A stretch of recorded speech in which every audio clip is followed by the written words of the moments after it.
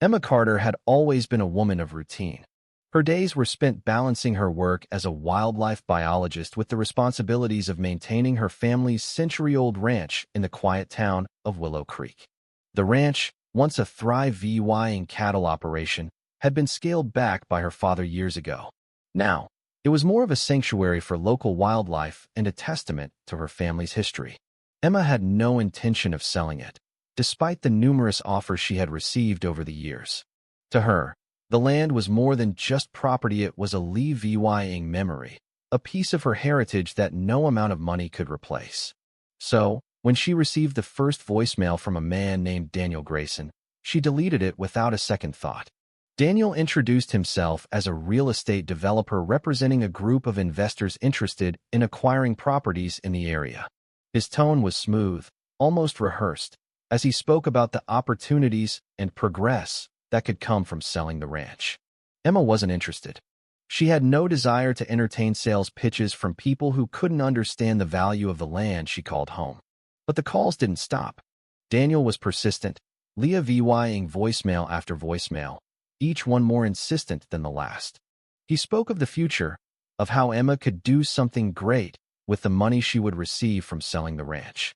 The messages escalated in tone, shifting from friendly invitations to thinly veiled attempts at manipulation. "It's not just about money, Emma," Daniel said in one message. "It's about ensuring your land doesn't go to waste. Imagine what could be built there, the community that could be created. Do you really want to be the one holding back progress?" Emma ignored him. She had no intention of selling, and she certainly didn't feel the need to justify her decision to someone like Daniel Grayson. But then, one evening, as she drove home from work, she saw something that made her blood run cold. There were people on her property, men in reflective vests, carrying clipboards and measuring equipment. A large truck was parked in the driveway, partially blocking the entrance to the old barn. Emma's heart pounded as she pulled up to the house and stepped out of her car. A man stood near the barn, dressed in a perfectly tailored suit that seemed out of place in the rural landscape. He was speaking to one of the workers, nodding as if approving whatever plans were being discussed. When he turned, Emma recognized him immediately. "Daniel Grayson." "Excuse me." Emma's voice cut through the noise of the workers, sharp enough to turn heads. "What the hell do you think you're doing on my land?" Daniel smiled, the kind of smile that was designed to disarm, but only served to enrage. "Ah, Emma. I was hoping to run into you." He gestured to the people around him. "We're just doing some preliminary assessments, getting everything in order for development."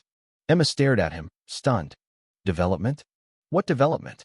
Daniel's smile widened as he pulled a folder from under his arm, flipping it open to reveal paperwork that looked disturbingly official. "The sale has gone through. Your property was acquired by my firm several months ago. You should have received notice." For a moment, Emma couldn't even speak. The sheer audacity of the statement, the certainty in Daniel's voice, made her feel like she had stepped into some alternate reality. "That's impossible," she said finally, snatching the papers from Daniel's hand. She scanned them quickly, her stomach twisting with every word. Her name was there, her supposed signature at the bottom. The sale had been finalized months ago. "This is fake," Emma snapped, shoving the papers back at Daniel. "I never signed anything. I never agreed to any sale." Daniel tilted his head slightly, as if Emma were some stubborn child who simply didn't understand how the world worked. "I understand this is a shock, but the paperwork is all in order. You may want to check with your records. Sometimes people forget." "I didn't forget," Emma shot back, her voice rising. "I still own this land. You have no right to be here." Daniel sighed, as if this conversation was exhausting for him. "If you truly believe there's been a mistake, I encourage you to take it up with the proper authorities. But as far as the law is concerned, this land is no longer yours." Emma clenched her fists. She had always considered herself a rational person, someone who could handle situations with a level head. But there was something about Daniel's arrogance, his absolute certainty, that made her blood boil. "You and your people need to leave," she said through gritted teeth. "Right now, or I will call the police." Daniel's expression didn't change.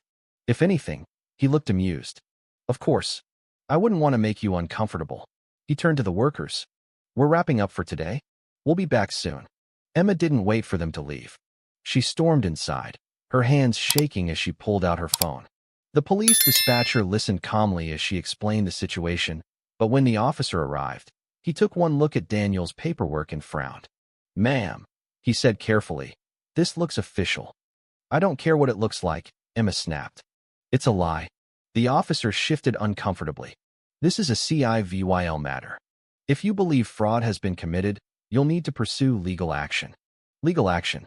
As if she had the time or money to fight a battle against people who had clearly orchestrated this down to the smallest detail.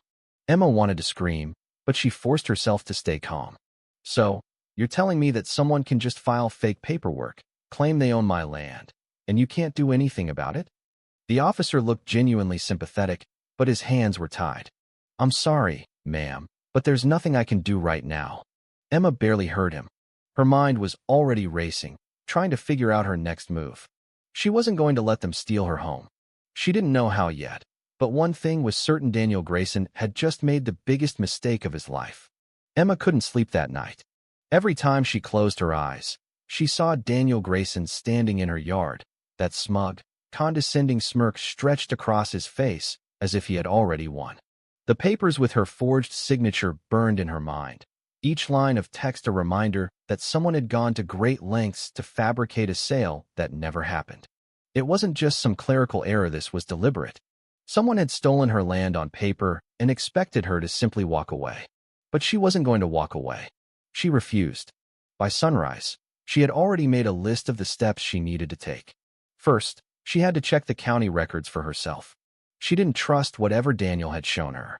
If they had faked her signature, who was to say they hadn't tampered with other documents as well? If the sale had been processed legally, there would be a record of it at the land registry. She drove into town, her hands gripping the steering wheel tightly as she forced herself to stay calm.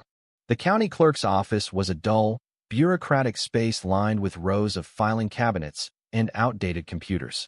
The woman at the front desk barely looked up as Emma approached. "I need to see the most recent deed transfer records for my property," Emma said, sliding her ID across the counter. The clerk, a woman in her late 50s with a practiced, disinterested expression, typed something into her computer and squinted at the screen. "What's the address?" Emma told her, and the woman frowned slightly before reaching for a nearby file drawer. She flipped through several documents before pulling one out and scanning it with a furrowed brow. It was transferred a few months ago, to a Daniel Grayson. Emma felt a wave of nausea rise in her stomach, but she kept her voice steady. "I never signed any paperwork selling my land. I need to see the original documents." The clerk hesitated, glancing at Emma as if weighing whether she had the authority to make that request. But after a moment, she slid the file across the counter. Emma's fingers trembled as she flipped through the pages. The same forged signature stared back at her. The notary's seal looked official. Everything appeared in order except she knew, without a doubt, that it was all a lie. "Who notarized this?" Emma demanded, her pulse hammering. The clerk scanned the form. Says here it was verified by Robert Millstone." Emma's stomach dropped. Robert Millstone had been a notary in town for years, but she knew for a fact that he had died last year. "That's impossible," she said sharply. "Robert Millstone is dead." The clerk blinked, then looked closer at the document, her lips pressing together. "That doesn't seem right." "No, it doesn't." Emma's voice was tight with anger. "Can I get a certified copy of this?" The woman hesitated, then nodded and walked over to the copier. Emma clenched her jaw as she waited. This wasn't just fraud, this was sloppiness. Whoever had faked this sale had been so confident in their scheme that they hadn't even bothered to use a levying notary. That meant they either believed no one would check, or they had someone inside the system who would let it slide. Either way, it meant Emma had an opening. She took the copy and left the office, her mind already spinning through the next steps. A forged notary meant the entire sale was invalid, but pro-vying that in court could take months if not years, and she doubted Daniel was planning on waiting patiently while Emma unraveled his scheme. She needed leverage, something that would make it too risky for them to continue pushing forward with their fraud. And she needed it fast. Her next stop was her lawyer's office. Peter Calloway had handled her father's estate, and while he wasn't the most aggressive of attorneys, he was thorough. When she sat down in his office and spread out the forged documents in front of him, he adjusted his glasses and sighed. He vyly. This is bad, he muttered, flipping through the pages. I mean, it's obviously fake, but that doesn't mean this is going to be easy. I don't care if it's easy, Emma said. I care about getting my land back. Peter tapped a pen against the desk. The good news is, if the notary is dead, this document is void. The bad news is, we have to go through the courts to prove it. That means filing a lawsuit, requesting an injunction to stop any development, and getting a judge to issue a temporary order preventing Daniel from taking further action. How long will that take? Peter exhaled through his nose. Best case? A few weeks to get the injunction. Worst case? Months. Emma's stomach twisted. She didn't have months. There has to be another way, she insisted. Something faster. Peter hesitated, then leaned forward slightly. You could take this to the district attorney's office. If they see clear evidence of fraud, they might open a criminal investigation, which could freeze any action on the property. It's a long shot, but it's faster than waiting on civil court. It wasn't much, but it was something. Before she left, Peter gave her one last warning. Be careful, Emma. People who pull off schemes like this, they don't like it when someone pushes back. She didn't need the warning. She already knew. Emma's next move was the district attorney's office. She walked in, clutching the forged deed like a weapon, and demanded to speak to someone. It took nearly an hour, but finally, a junior prosecutor met with her in a cramped conference room. She laid everything out: the fake notary, the fraudulent sale, the illegal trespassing on her land. The young woman listened, nodding slowly as she flipped through the documents. This is concerning, she admitted. But we'll need to conduct a full review before deciding whether to pursue charges. How long will that take? Emma asked, trying to keep the frustration out of her voice. A few weeks, at least. Weeks. Emma clenched her jaw. That was the problem with the legal system. It moved too slowly, and Daniel knew it. When Emma walked out of the district attorney's office, she felt both determined and sick with anger. She had done everything right. She had gone through the proper channels, spoken to the right people, and yet all she had gotten was a vague promise that someone might look into it. Eventually. Meanwhile, Daniel and his people were still on her land, tearing apart a place that had belonged to her family for generations. That night, she parked her truck outside her farmhouse and just sat there, staring at the land stretching out before her. She could see tire tracks from the work crews, fresh scars on the earth where they had started their so-called development. The thought of them trampling over her father's legacy, of treating her home like it was already theirs, made her grip the steering wheel so hard her knuckles turned white. She wasn't going to wait weeks. She wasn't going to let Daniel Grayson win. If the law wouldn't move fast enough, then Emma would have to find another way to stop him. Emma had always believed that justice, though slow, was inevitable. She had been raised to trust the legal system, to believe that truth carried weight, that evidence mattered. But as she sat in her truck that night, staring out at the land her father had spent his life protecting, she felt the first real stirrings of doubt. The forged sale documents were so blatantly fraudulent that even a half-competent official should have flagged them immediately. Yet here she was, being told to wait weeks, maybe months, while Daniel Grayson and his people moved forward with whatever plans they had for her land. Every instinct in Emma's body told her that waiting wasn't an option. By morning, her decision was made. She wasn't going to sit back and hope that someone in an office somewhere decided to take her case seriously. She was going to start digging, and the first place she needed to look was Daniel Grayson himself. If Emma could prove a pattern of fraud, she might be able to force someone's hand. She spent hours scouring public records, searching for anything she could find on Daniel Grayson. The name was common, but after filtering through dozens of unrelated developers, she found him. Daniel had been involved in multiple land acquisitions over the past 5 years, all under different business names. None of them lasted more than 2 years before dissolving, only for a new entity to pop up in its place. Emma's stomach tightened as she clicked through the records. This wasn't normal. This was a shell game companies being created, used to purchase land under questionable circumstances, and then vanishing before any legal issues could catch up to them. More disturbing were the properties themselves. Several of them had owners who had later contested the sales, claiming they had never agreed to sell. Most had either been dismissed in court or quietly settled. Emma clicked on one case from 2 years ago, an elderly couple who had lost their small ranch under circumstances eerily similar to hers. The case had been dropped after they allegedly decided to settle, but Emma had a sick feeling in her stomach. Either they had been paid off, or they had been threatened into silence. She printed out everything she found and called Peter Calloway, her attorney. When she showed him the files, he frowned. "This is a pattern, all right," he admitted, flipping through the pages. "But pro-VYing intent is another matter. If the pre-VYS cases were settled or dismissed, we don't have much to work with legally." "There has to be something," Emma insisted. "We can't just let them get away with this." Peter sighed, rubbing his temples. "If we can find a recent case, one where someone is still actively fighting back, then maybe we have an angle." That was all Emma needed to hear. She wasn't waiting for permission. If there was someone else out there who had been targeted by Daniel Grayson, she was going to find them. Emma started making calls. Most of the people she reached out to either didn't answer or were clearly unwilling to talk. Some flat out refused, saying they didn't want any more trouble. That only confirmed what Emma already suspected: these people had been pressured into silence. But then she found James Holloway. James had owned a small piece of land on the outskirts of a neighboring town. Like Emma, he had never intended to sell, yet somehow Daniel Grayson had ended up with the deed. Unlike the others, though, James hadn't dropped his case. He was still fighting, but it had drained him financially. "She didn't just steal my land," James said bitterly over the phone. "She ruined me.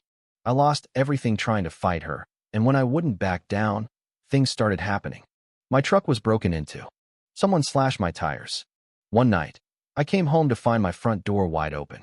Nothing was taken, but every drawer in my house was pulled out. Everything overturned, like someone wanted me to know they could get to me whenever they wanted." Emma felt a chill run down her spine. This was bigger than a shady real estate scam. This was a calculated campaign of intimidation. And if they had done it to James, there was no reason to think they wouldn't do the same to her. Emma met with James in person the next day at a small diner off the highway. He was a man in his late 50s, looking 10 years older from stress and exhaustion. When she laid out what had happened to her, he shook his head. "You need to be careful," he warned. "She doesn't like it when people fight back, and if you're standing in the way of something big, she'll make your life hell." Emma had already made peace with that reality. "What do you know about the company she uses?" she asked. James exhaled, rubbing his jaw. "Not much, but I know they're not just fronts for flipping land. There's someone bigger behind this. I don't think Daniel is running the show, just the face of it." That confirmed Emma's worst fears. If Daniel wasn't the top of the chain, that meant there were more people with real power who stood to benefit from what was happening. And that made things even more dangerous. When Emma returned home that evening, she found her gate open. Her stomach dropped as she pulled up the driveway, her headlights illuminating the front of the house. The door was ajar.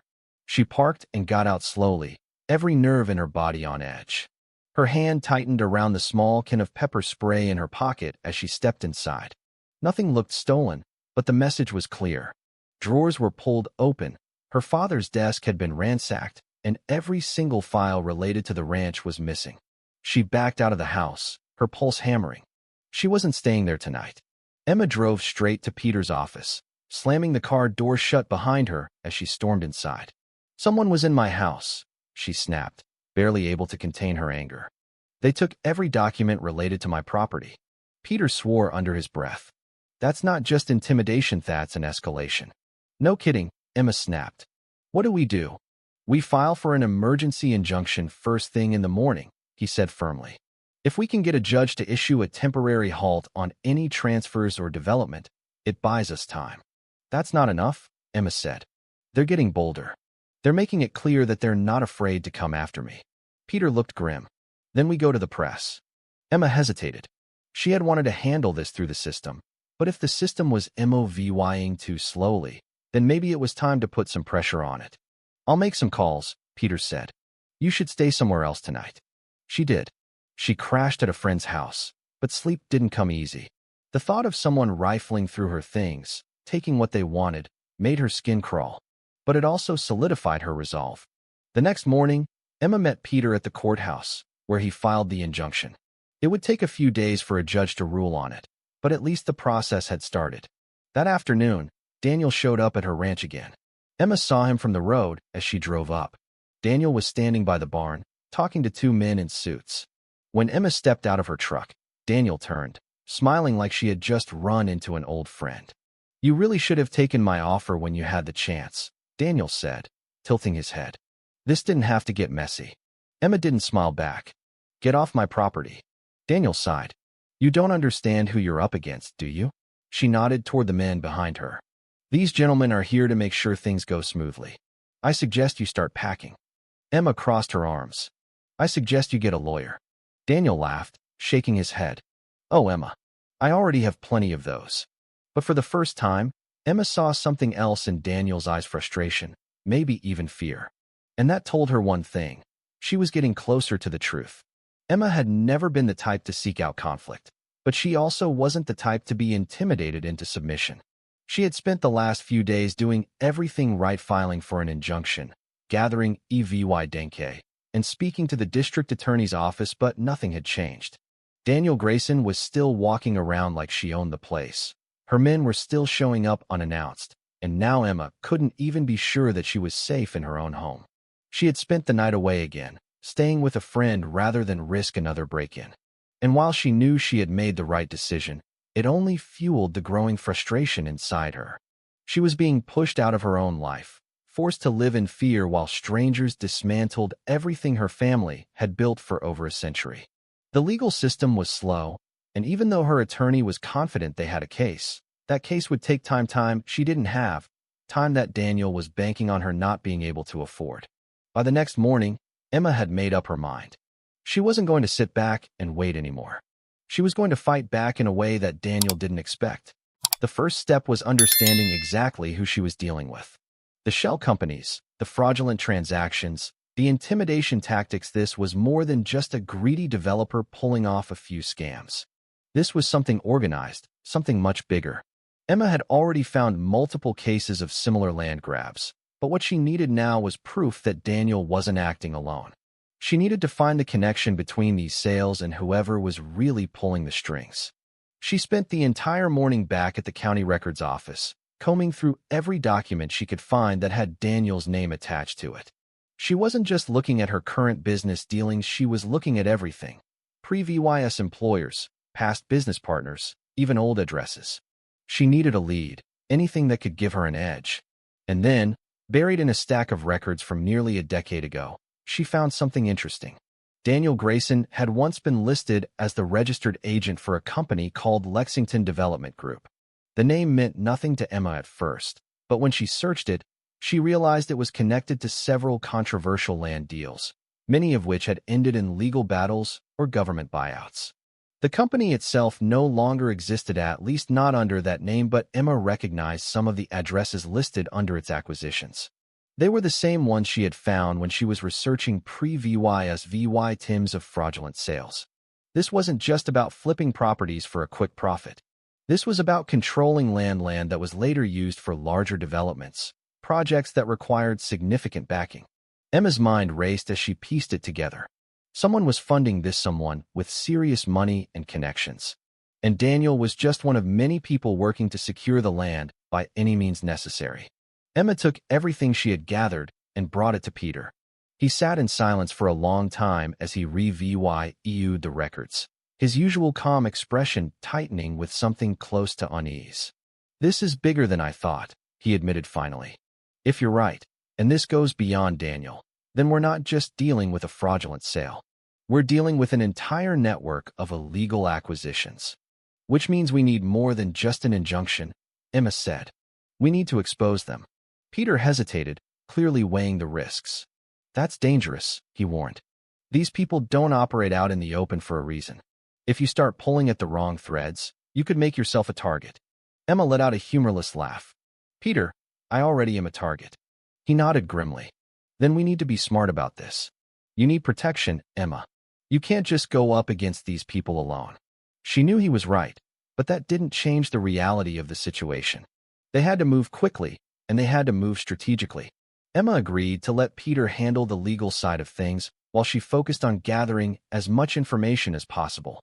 She needed to find someone who had been involved in one of these land grabs but hadn't been silenced. If she could get a first-hand account of how this worked, she could build something undeniable. She started making calls again, reaching out to anyone who had been involved in a disputed sale connected to Daniel. Most of the numbers were dead-ends, people who had either settled, disappeared, or refused to talk. But then she found someone who was willing to meet, a man named Samuel Ridgway, a former city planner who had worked on zoning permits for one of the projects linked to Lexington Development Group. He agreed to meet in a neutral location, a small coffee shop in a different town, well away from her ranch. Samuel was in his late 60s, with the weary look of someone who had seen too much and regretted even more. He eyed Emma carefully as she sat across from him, his fingers tapping against the table. "You have no idea what you're getting into," he said without preamble. "I know enough," Emma countered. "I know Daniel Grayson is just a piece of something bigger. I know this isn't just about flipping properties. And I know people like you don't agree to meet with strangers unless they have something they want to say." Samuel studied her for a moment, then exhaled. "They don't just steal land," he admitted. "They manipulate zoning laws. They bribe officials. They create problems where there weren't any, force people into financial corners so they have no choice but to sell." Emma's stomach twisted. "How do they get away with it?" "Money," he said simply. "Connections. By the time anyone realizes what's happening, it's too late. The land is gone, the companies are dissolved, and the people responsible are already working under a new name." That was exactly what she had suspected. Samuel hesitated before speaking again. "I tried to fight them once," he admitted. "I had perf documents, but they buried me in legal trouble until I had no choice but to back down." "You think you have EVY Denke? They have an entire system built to make sure it doesn't matter." Emma felt a cold knot of determination settle in her chest. "Maybe," she said, "but I'm not backing down." Samuel gave her a long, measured look. "Then you'd better be ready for what's coming." She already was. By the time Emma left the meeting, she had more than just confirmation. She had a plan. She wasn't going to fight them on their terms. She was going to make it impossible for them to keep operating in the shadows. She wasn't naive enough to think she could take down an entire network of corruption on her own, but she could do enough damage to make them reconsider whether going after her land was worth the risk. She went back to Peter's office that evening and laid out everything she had learned. "We need to go public," she said firmly. "If we keep this quiet, they'll find a way to bury it. But if we expose them before they have time to react, they won't be able to move as easily." Peter sighed, rubbing a hand over his face. "That's a hell of a gamble, Emma." "I don't see another option," she admitted. "We don't just need to win in court, we need to make sure they can't just move on to the next VY Tim." Peter nodded slowly. "All right. Then we do this carefully. We build the case, we put everything together, and when we move, we hit them hard." For the first time in weeks, Emma felt something close to hope. She wasn't just defending herself anymore. She was going on the offensive. And no matter what it took, she was going to make sure Daniel Grayson and the people backing her never did this to anyone else again. Emma had always understood that fighting back against people like Daniel Grayson came with risks. But knowing it in theory and experiencing it firsthand were two entirely different things. The break-in at her house had been the first major escalation, a warning designed to shake her, to make her realize that this wasn't just about paperwork and legal proceedings. It was about control. Daniel and the people backing her weren't interested in playing fair. They wanted Emma to break, to give up, to disappear. But instead of scaring her off, the intimidation tactics had only hardened her resolve. She had already decided she wouldn't fight this battle quietly. She was going to expose them, and she wasn't going to do it alone.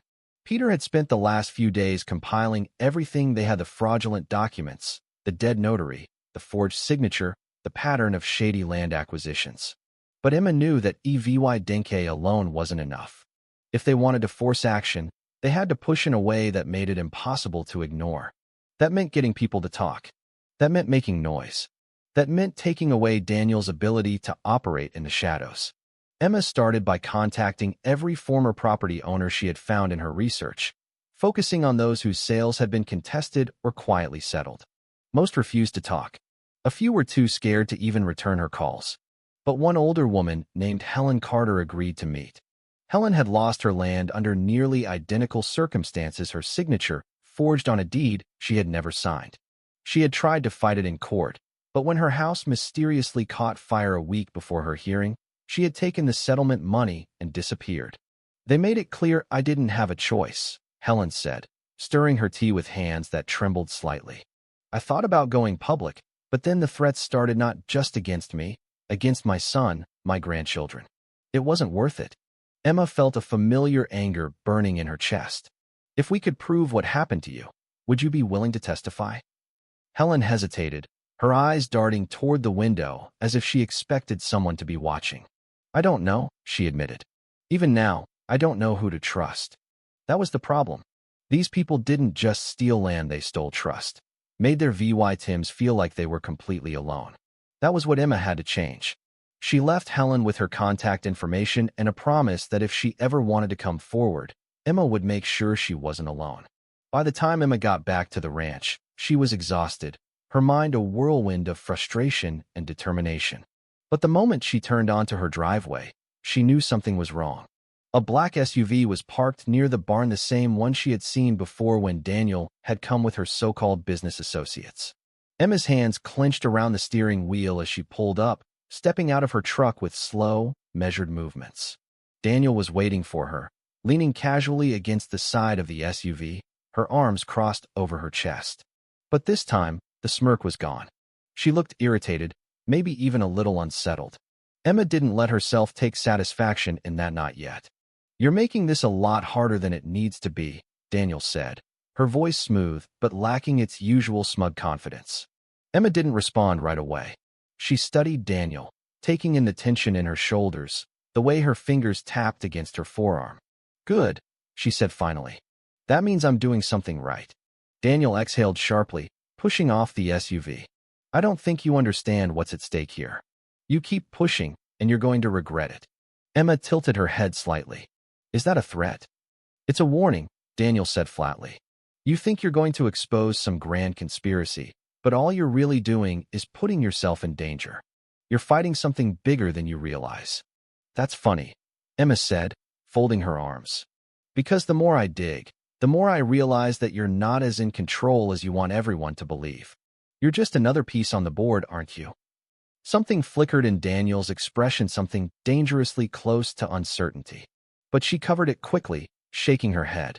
I try to do this the easy way, she said, stepping closer. I offered you money. I gave you chances to walk away.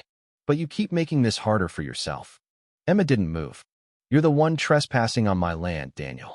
You're the one who broke the law. So forgive me if I don't care about making things easy for you. For the first time, Daniel looked genuinely angry. You don't know what you're doing, she hissed. You don't know who you're dealing with. Then maybe you should tell me, Emma shot back.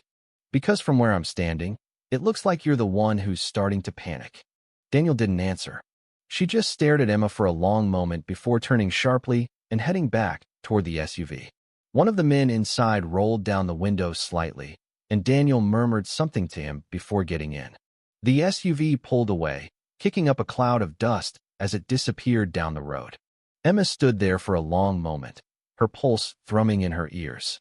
She had rattled Daniel. That meant she was close to something big enough to make even a woman as ruthless as Daniel Grayson nervous. That night, Emma barely slept. Every noise outside made her sit up. Every shadow seemed suspicious. She wasn't scared, not exactly, but she was on edge. And when she woke up to find tire tracks leading around the side of her property, tracks that hadn't been there the night before, she knew she wasn't being paranoid. She called Peter first thing in the morning. They were on my land last night, she said without preamble. I don't know what they were doing, but they were here. Peter swore under his breath. I'll file a report, but I doubt the police will do anything. I know, Emma admitted. That's why I need to move faster. Peter hesitated. I don't like where this is going. Neither do I, Emma said. But I'm not letting them win. She spent the rest of the day making copies of every piece of evidence she had gathered. She sent one set to Peter, another to a journalist she had reached out to earlier, and kept a third locked away in a place where no one would find it. If something happened to her, she wanted to make sure that the truth didn't disappear with her. That evening, she installed new locks on her doors, reinforced the windows, and double-checked the security cameras she had set up. She wasn't going to make it easy for them. And then, just after midnight, her phone buzzed with a message from an unknown number. Walk away. This is your last chance. Emma stared at the screen, her grip tightening around the phone. She took a slow breath, then typed out a response. "Come and try me." Emma had never been the type to back down from a fight, but even she had to admit that the weight pressing down on her now was heavier than anything she had ever faced before. The text message had been the final confirmation. This wasn't just about money, about flipping land, about some greedy real estate developer trying to make a quick profit. This was personal. Someone wanted her gone, and they were running out of patience. She had spent weeks gathering evidence, pulling together every thread, building a case that would be impossible to ignore. But now she had to wonder, had she pushed too hard? Had she put herself in a position where no amount of legal action could protect her? She didn't have the luxury of second-guessing herself. She had spent the past 2 days making sure that if anything happened to her, the truth wouldn't die with her. Every piece of evidence had been duplicated and distributed to people she trusted. She had called Peter, making sure he had backups of every document. She had spoken to the journalists she had connected with, warning them that things were escalating. And she had made sure that the sheriff's department had her latest report about the trespassing and the threats, though predictably, they had done nothing. Now, standing in her kitchen with the weight of everything she had learned pressing down on her, Emma tried to push away the fear that had settled deep in her gut. She wasn't afraid of fighting, but she was afraid of what these people were capable of. She had seen the way they operated: systematic, ruthless, efficient. They didn't leave loose ends, and she had just made herself the biggest loose end of all. The sound of gravel crunching outside made her heart jump. She grabbed the nearest thing within reach, a heavy flashlight, and moved toward the window, peering out carefully. A car had pulled up near the barn, headlights off, its dark shape barely visible in the dim light. Emma's grip tightened. She had half expected this after the message, after Daniel's barely contained fury the last time they spoke. She had known they wouldn't just sit back and let her keep fighting. She stayed low as she moved toward the front door, listening. At first, there was nothing, just the distant hum of insects, the occasional rustle of wind through the trees. And then footsteps. Slow, deliberate. More than one person. They weren't here to talk. Emma's pulse pounded in her ears, but she forced herself to stay calm. She wasn't going to run. She wasn't going to hide. She had been preparing for this. Moving silently, she slipped toward the back door, grabbing her phone along the way. She dialed Peter first, no answer. Then the sheriff's office. The dispatcher picked up, her voice tired. "Sheriff's Department. There are people on my land," Emma said, keeping her voice low. "They came in a car, lights off. I need someone out here now." "Are they attempting to break in?" "I don't know yet," Emma admitted. "But I know they're not supposed to be here." The dispatcher sighed. "We can send a unit out to check, but it might take a while. Just stay inside and lock your doors." Emma gritted her teeth. That was the problem with levying out here. There were no quick responses, no patrol cars just a few blocks away. By the time help arrived, if it arrived at a lit, could be too late. A floorboard creaked on the porch. Emma froze, her breath catching in her throat. They were closer now, wherever they were. They were taking their time, testing, waiting. She could feel the weight of their presence just beyond the door, the unspoken threat in every slow, measured step. She wasn't going to wait for them to make the first move. Moving quickly, she grabbed the shotgun she had kept near the back door ever since the break-in. She wasn't some helpless woman waiting to be rescued. She had grown up on this land, learned how to shoot before she was a teenager.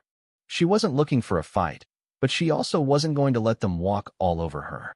The moment she cocked the gun, the footsteps stopped. Silence. Then a voice, calm, almost amused. "Easy there, Emma." "Daniel." Emma's hands clenched around the gun. "You've got 5 seconds to get off my land. You really want to do this?" Daniel's tone was smooth, but Emma could hear the tension beneath it. "We're just here to talk. You don't show up in the middle of the night to talk." A pause. Then, "Fine. You want the truth? You've been making things difficult. You've been digging where you shouldn't be digging, and the people I work for don't appreciate that." There it was. Not just Daniel. Not just some sleazy real estate scam. The people I work for. Emma swallowed, forcing herself to sound steady. "Who are they?" Daniel laughed softly. "You don't need to know that. You just need to know that this is your last chance. Walk away, and this all goes away. You keep fighting, and you won't like where this ends." Emma's finger hovered near the trigger. She wasn't going to shoot not unless she had Tobit. She wanted them to know she wasn't afraid. "I think you're the one who won't like where this ends," she said. "Because I already sent everything I have to the people who can do something about it. I'm not the only one fighting this anymore." Another long silence. Then a low sigh. "That's disappointing." A shift in movement. Footsteps retreating. The sound of car doors opening, then closing. And just like that, they were gone. Emma stayed frozen in place for a long time, her pulse hammering, her muscles locked so tight they ached. She waited until she heard the engine fade into the distance, until she was sure they weren't coming back. Then, finally, she let out a slow breath. They had backed down for now, but she knew this wasn't over. If anything, this was just the beginning of something bigger. The difference was, now they knew she wasn't going to be intimidated. Now they knew she wasn't going to make it easy for them. And no matter how powerful the people behind Daniel Grayson were, Emma was going to make sure that when they finally fell, they fell hard. By the time the sun rose the next morning, Emma was already awake, sitting at her kitchen table with a cup of untouched coffee growing cold beside her. The events of the night before replayed in her mind over and over again: the slow, deliberate footsteps on her porch, Daniel's voice dripping with false patience, the weight of the shotgun in her hands as she stood her ground.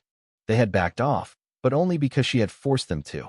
And she had no doubt that if they had thought even for a second that she would cave under pressure, things would have gone differently. But she wasn't naive enough to believe that this was over just because they had driven away. People like Daniel Grayson, and more importantly, the ones backing her, didn't just give up. They didn't walk away from millions of dollars in stolen land without a fight. Emma had bought herself time, but she hadn't won yet. And if she wanted to end this for good, she needed to make sure they had no way to come back at her. She spent the morning making calls, first to Peter, who was furious that Daniel had shown up at her house again, though not entirely surprised. Then to the district attorney's office, pressing them for an update on the investigation. Then to the journalist she had spoken to before, making it clear that she was ready to go public. By midday, things were in motion. Peter had filed a request for an emergency hearing to present the fraudulent sale documents directly to a judge. If granted, it would put a legal freeze on any further development or sale of the land, effectively shutting down Daniel's operations entirely. The journalist had agreed to run the story, using the evidence Emma had gathered to expose the larger network of fraudulent land grabs happening across the state. And the district attorney's office, after weeks of dragging their feet, had finally agreed to assign an investigator to her case. But Emma knew better than to trust that the legal system alone would be enough. She had to assume that Daniel and her people were already looking for ways to discredit her, to bury the evidence, to make the entire thing disappear. She had to stay ahead of them. That night, she didn't sleep. She kept the shotgun within arm's reach and spent hours checking and rechecking the security cameras she had installed around the property. But no one came. No cars, no footsteps, no threats. The silence was worse than the confrontation. The next morning, Emma drove to the courthouse for the emergency hearing. Peter was already there, pacing outside the building with a look on his face that made her stomach tighten. "What?" she asked as soon as she stepped out of her truck. "They tried to block the hearing," he said grimly. "Filed a motion late last night, claiming you had no legal standing to contest the sale. But they lost, right?" Peter exhaled. "For now. The judge is hearing our case, but they're throwing everything they have at this. They're desperate." Good, Emma thought.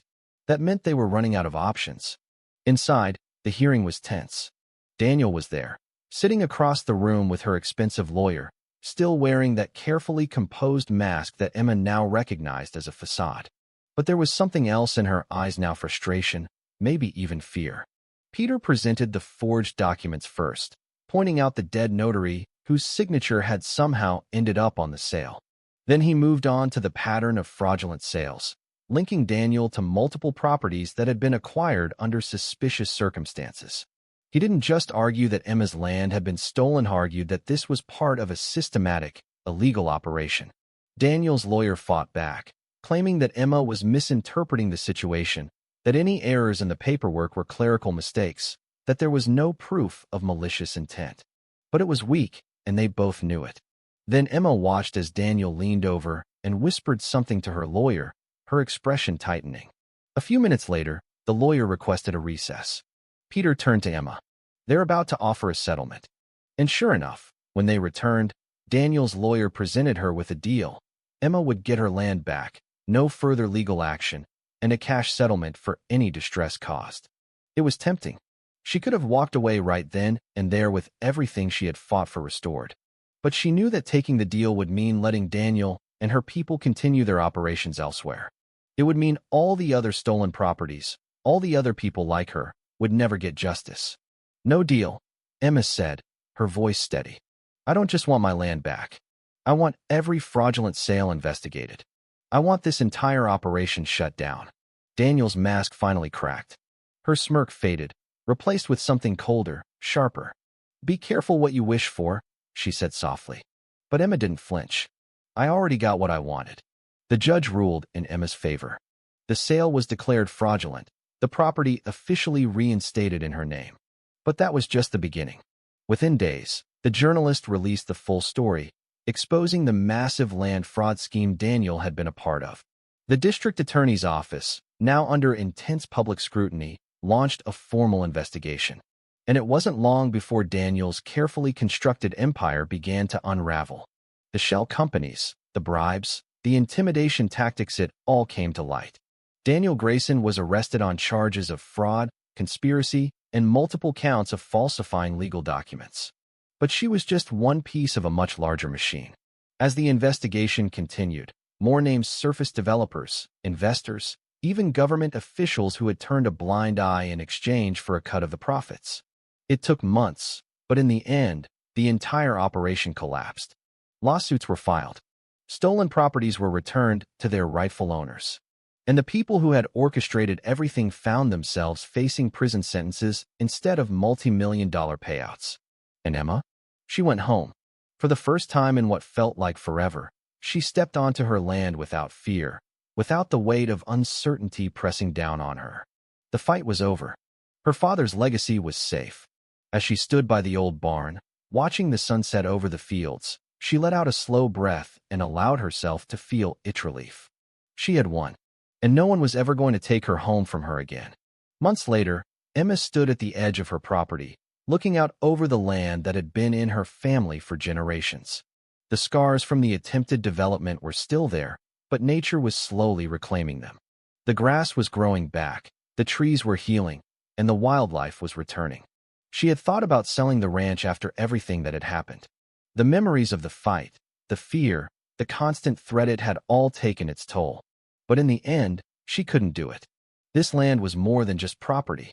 It was a part of her family's history. And now, it was safe. Emma turned and walked back toward the house, her boots crunching on the gravel driveway.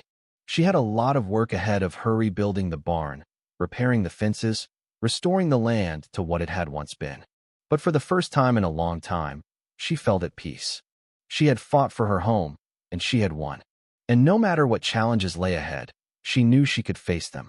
Because she had proven something to herself and to everyone else, that no matter how powerful the forces against her, she would never back down. The land was hers, and it always would be. If you were the one in this story, how would you react? Would you stand up and fight back, or accept the unreasonable pressure and control from the HOA? Share your thoughts in the comments below. And don't forget to subscribe, like, and share this video with more people. Your small action gives us the motivation to keep bringing you more intense and engaging stories. Thanks for watching, and we'll see you in the next video.